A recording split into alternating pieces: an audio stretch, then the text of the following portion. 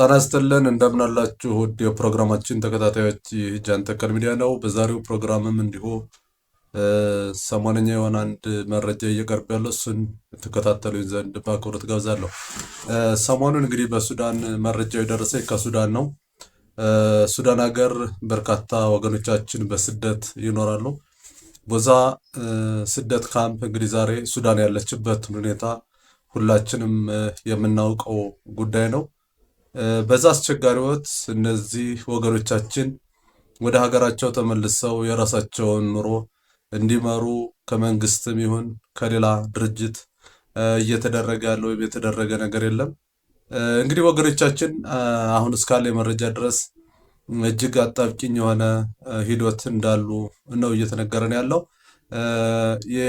ማን ነው አልቡርሃን ጀነራል አልቡርሃን የሚመራው ቡድን ከሚቆጣጠረው ቀጠና ነው ያሉት። እንግዲህ ጀነራል አልቡርሃን በሀገሪቱ ላይ ጦርነት የተራዘመ ጦርነት እንዲካሄድ እየተደረገ ባለበት ሁኔታ ኢትዮጵያን እንደ ጠላት ኢትዮጵያን እንደ አንድ እንትን እየቆጠረ እንደሆነ በተለያዩ ሚዲያዎች መረጃዎች ይወጣሉ። እንግዲህ ይህ አካል ለኢትዮጵያውያን ምን አይነት ስሜት ይኖረዋል ብሎ ማሰብ የሚከብድ ነገር አይሆንም። ምክንያቱም ይህ ጀነራል ለስልጣን ያስጊ የሆነውን እንቅስቃሴ ወይም የጀነራል አልሚቲን ቡድን ኢትዮጵያ ካምፕ ሰጥተዋለች ምናምን ሚል አስቸጋሪ ሁኔታ እንትን ብለዋልኝ የሚሉት ነገር እንዳለ በተለያዩ ሚዲያዎች ለመረዳት ይችላል። ከዚህ አንጻር ለኢትዮጵያ ያለው አመለካከት ቀና አይደለም። እንግዲህ ለኢትዮጵያ ያለው አመለካከት ቀና ካልሆነ ደግሞ ማለት ኢትዮጵያውያን ለሚባሉ ስደተኞች ቀና አመለካከት ይኖራል ተብሎ አይጠበቅምና በዚህ ሁኔታ እንግዲህ ሱዳን ሀገር ያሉ ወገኖቻችን እጅግ በጣም ከፍተኛ የሆነ ስቃይ እየደረሰባቸው እንደሆነ ከዛው ከቦታው ከካምፑ ያለ መረጃ አድራሽ ልኮልኛል። እንግዲህ ለዚህ አጣብቂ ደግሞ ትልቁ ሚና እየተወጣ ያለ የነጻነትን ኃይል የነጻነት ሰራዊትን የነጻነት ኃይል ነን የሚል የሚንቀሳቀስ ኃይል ከህወሓት ጋርም የሆነ አንጃ እንዳለው የሚነገርለት አካል አለ። እንግዲህ አካል ወደ እኛ ተቀላቀሉን የሚል ጥሪ እንደሚያስተላልፍ ይህን ታላደርጋችሁ ግን እንዲህ እያለ የተለያየ ማንገራገሪያ እንደሚፈጥርባቸው ነው እንግዲህ በውስጥ መስመር መረጃ የላከልኝ ወጣት የነገረኝ። ይህ ወጣት እኔ እንግዲህ እስከሚመስለኝ ድረስ ከአሁን በፊት በነበረው የትግል እንቅስቃሴ አብሮ ሲንቀሳቀስ እንደነበረ ገምታለሁ። ግን ደግሞ እሱ ብቻ ማለት በአካል እዚህ አዲስ አበባ መጥቶ ያገኘሁትም አንድ ከዚህ ቅነሰ ወይም የነጻነት ሰራዊት ነን ከሚል ኃይል ጋር አብሮ ሲሰራ እንደነበረ እዛ ተከዚ አካባቢ ሆነን ለህዝባችን ምንም በዚህ ወቅት እየደረሰበት ያለውን ችግር ምንጋፈጥለት ካልሆነ ከዚህ መቀመጣችን ምን ትርጉም አለው የሚል ሌላ አቋም በመያዙ ትቶ እንደወጣ እንዲሁም ብዙዎችም ያንን አቋማቸውን ትተው ወደ ሱዳን መጠለያ ካምፕ እንደገቡ ከአሁን በፊት ያገኘሁት መረጃ በግልጽ ነግረኝ ነበር። ዛሬም ቢሆን ከዛ ቦታው እንዳለ ከዛ ከስደተኛ ካምፕ ውስጥ እንዳለ ራሱን የገለጸልኝ አንድ ወጣት እየሆነ ያለው ነገር እየመጡ ያንገራግሩናል። አሁን ካለው ሁኔታ እንደዚህ ታላረጋችሁ ከኛ ጋር ካልተሰለፋችሁ ምናምን እያሉ ሌላ ብዙ ፕሮፓጋንዳ እየሰሩብን በጣም ተቸግረናል ነው የሚለው። እንግዲህ እነዚህ አካላት የህወሓት አንድ አንጃ እንደሆኑ ራሳቸውን የሚቆጥሩት ለዚህ ህዝብ መቼ እንደሚደርሱለት ምናልባት ለህዝቡ እንደርስለታለን ብለው የሚያስቡ ከሆነ መቼ ነው የሚደርሱለት? ብዙዎቹ ወግነው ሊሆን የሚችለው እንግዲህ እንደሚታወቀው በአካባቢው ሽፍታ እንደፈለገ ይህን ህዝብ መከራ ያሳየዋል።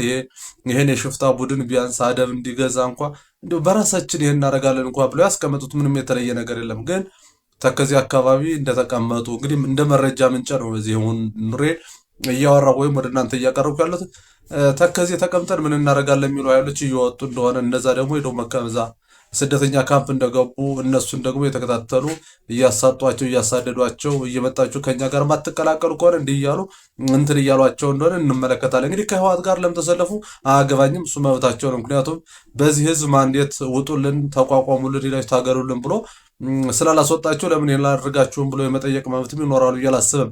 ነገር ግን በህዝብ ስም እንምላለን ከተባለ ህዝቡ ይሄን አካል ይፈልገዋል ወይ? ምናልባት አሁን በህወሓት በኩል እየተፈጠረ ያለው ህወሓት መቼም ቢሆን የራሱን ይጠቅመኛል የሚለውን ነገር ብቻ ነው የሚያሰላ እንጂ ለእኛ ህዝብ የሚጠቅምበት ምንም አንዲትም ነገር የለውም። እንደዛ ቢያስብ ኑሮ ከአሁን በፊት በስልጣን በነበረበት ጊዜ መስራት የሚገባውን ነገር ሰርቶ አሁን ካለበት ሰቆቃ የሚወጣበትን እድል መፍጠር ይችል ነበር። እሱን አላደረገም። አሁን ደግሞ እንግዲህ ከነሱ ጋር ሆነን ሀገር እናቅራለን ከሆነ የህወሓት ዓላማ ምን እንደሆነ በግልጽ ይታወቃል። ምክንያቱም ተቃዋሚዎችን ሰብስቦ የሆነ ነገር አድርጎ አገሪቱን አዳክሞ ሌላ የሆነ ጣጣ ከመፍጠር ያለፈ ምንም የተለየ ነገር ሊፈጥር አይችልም እና ጥቅም አለው ጥቅም የለውም። እንግዲህ በእርግጥ በዛ በኩል የተሰለፉት ራሳቸውን የሚያሉትን ነገር ተመስማት ውጭ ምንም የተለየ ነገር የለም። ግን ምንድነው በሱዳን መጠለያ ካምፕ ውስጥ ያሉት ወገኖቻችን ግን እየደረሰባቸው ያለው ነገር ወይም መንግስት ኑ ብሎ መጥቶ አምጥቶ በአግባቡ በዩኤን ይሄ ምንድነው በተባበሩት መንግስታት ስር ነው እንግዲህ በሚተዳደር ተቋም ነው እንግዲህ እየተመሩ ያሉት የስደተኞች ጉዳይ። በዛ መሰረት ህጉ በሚለው በዓለም አቀፍ ህግ መሰረት ወደ ሀገራቸው መጥተው በሀገራቸው ሰርተው የሚኖሩበትን እድል እየፈጠረላቸው አይደለም። ያ ባለመሆኑ ግን እንግዲህ የፈለገ አካል የዛያር ብርሃኑ ቡድንም የኢትዮጵያ መንግስት አንድ እንትን ትሆናላችሁ የሚል የራሱ ማለት ቅሬታ እንደሚኖረው ስጋት እንደሚኖረው ምንም ጥርጥር የለውም። እንግዲህ በዚህ በኩል ደግሞ ከህዋቱ ጎን ደግሞ እንዳሉ የሚነገርላቸው አካላት ደግሞ እያሉት ያሉት ነገር ህዝቡን አንድ ያጣ ጎመን ወዲያና ወዲህ እንዲዋልል እያደረገ ያለበት አጋጣሚ ነው ያለው። በዚህ ይሄም ይበልያም በምን አግባብ ነው ህዝብ እንግዲህ አሁን ታለበት መከራ የሚወጣው የሚለውን ነገር ሁሉም የተወላጁ ሜና ቢሆንም ያለው መረጃ ግን እስከሚያመላክተን ድረስ ከዛ ሱዳን መጠለያ ካምፕ ውስጥ የሚገኙ ወገኖቻችን ሌላው የስጋትና የመከራ እንትን እየፈጠረባቸው ያለው ይሄ ኃይል እንደሆነ ሰምቻለሁ። ይህ ኃይል ቅድም ለማለት ሞክሬያለሁ። ይሄ ነው ቢለን እኛ ለሱ ማንዴት ልንሰጠው አንችልም። ህዝባችንም ለዚህ አካል ማንዴት የሰጠው ነገር የለም። የሚንቀሳቀሰው በራሱ እቅድ ነው፣ በራሱ ፕላን ነው። ነገር ግን ደግሞ በስደተኛ ካምፕ ውስጥ የሚገኙ ወገኖቻችን ቢችል ምናልባት ካሁን በፊት ወያኔዎች ማለት በበረሃ እየታገሉ እያሉ የደርግን መንግስት ለመጣል ሲያደርጉ በነበሩት አግባብ ህዝባቸው ሲፈናቀል ምን ሲል የተለያዩ የውጭ ሀገር እድሎችን እየፈጠሩ ህዝባቸው በተረጋጋ ሁኔታ የሚቀጥልበት መንገድ ይፈጥሩ ነበር። የኞቹ ግን እሱን አለም እያደረጉ ያሉት ሌላ የማንገራገሪያና የመያዣ እንትን እየተጠቀሙበት እንደሆነ ነው ከዛ ስደተኛ ካምፕ ሆኖ መረጃውን ያደረሰኝ። ካሁን በፊትም የተወሰኑ ሰዎችም እንደሞቱ ብዙ ችግርም እንዳሳለፉ መረጃው በተደጋጋሚ ይወጣል በማህበራዊ ሚዲያ። አሁንም ደግሞ ይሄ ወጣት እየነገረን ያለው እጅግ በጣም ስጋት ውስጥ ያለ ነው። ስጋት ውስጥ ደግሞ እንድንገባ እያደረገን ያለ ነው የእናንተንን የሚልን አካል አሁንም ደግሞ ከሌላ ጎን ቁሞ የራሱን ፕሮፓጋንዳ እያራመደብን ነው የሚኖረው የሚል እንትን ያቀረበው። እንግዲህ ይሄ አካል ለህዋት ጋር ወግኖ ይሄን አደረገ ያን አደረገ እሱ ግድም እንዳልኩት የራሱ መብቱ ቢሆንም ለእኛ ህዝብ ምንድነው የሚጠቅመው የሚለውን ነገር ግን ሰከን ተብሎ መታየት ያለበት ይመስለኛል።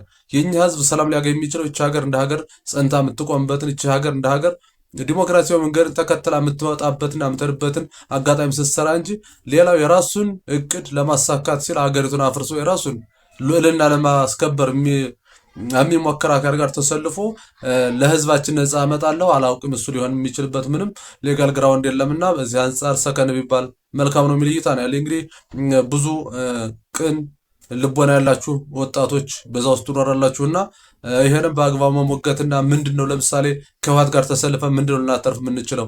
ከህዋት ጋር ተሰልፈን ነገ ህዝብን ምንድነው አገር መሪ ነው የምንሆነው ወይስ ህዝባችን በተለየ መልኩ እንደነሱ ለራሱን የቻለ ነፃ እንዲሆን ልናደርገው ነው የምንችለው የሚለውን ነገር ሰከን ተብሎ ቢታሰብ መልካም ነው።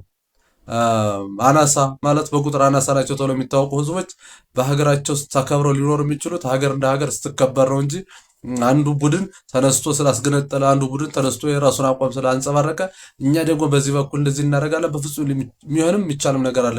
ኢትዮጵያ እንደ ኢትዮጵያ ስትኖር የኛም ህዝብ እንደ ህዝብ ተከብሮ የሚኖርበት እድል እንዳለ ነው ለኔ የሚታይ። ያነሳነው ጥያቄ አለ። ያ ጥያቄ በአግባቡ እንዲመለስ መሆን ባለበት መልኩ መታገል አግባብ ነው ብዬ አስባለሁ። ግን ደግሞ አስቀድሞ የዚህ ህዝብ ጥያቄ የዚህ ህዝብ ትግል ህዳፉን እንዲቀር ካደረገ አካል ጋር አሁንም ሌላ ነገር እንፈጥራለን። ምናልባት ከተሳካም ለህዝቡ ሌላ መከራ እንፈጥርበት ካልሆነ በስተቀር ምናመጣለት የተሻለ ነፃነት ይኖራል ተብሎ አይጠበቅምና ከዚህ አንፃር ያለን ነገር ሰከን ተብሎ መታሰቡ ጥሩ ነው የሚል እይታ ነው ያለኝ። ከዛ ውጭ ቅድም እንዳልኩት በሱዳን ሀገር ያሉ ህዝቦቻችን ወገኖቻችን ግን ምናልባት ብትችሉ የምትረዷቸውን ባትችሉ ደግሞ ተነሱ ጣልቃ ባትገቡና በራሳቸው መንገድ በተባበሩት መንግስታት እየሆነ ያለውን ነገር በአግባቡ እያሳዩ መሆን ባለበት አግባብ እንዲሆን ቢያደርጉ መልካም ነው የሚል እይታ ነው ያለኝ። በቀጣይ ሌሎችን በጥልቀት መረጃዎችን አሰባስቤ ወደ እናንተ የማቀርብ ይሆናል። ለዛሬ የነበረን ፕሮግራማችን ይህን ይመስል ነበር። ስለተከታተላችሁን ከልብ አመሰግናለሁ።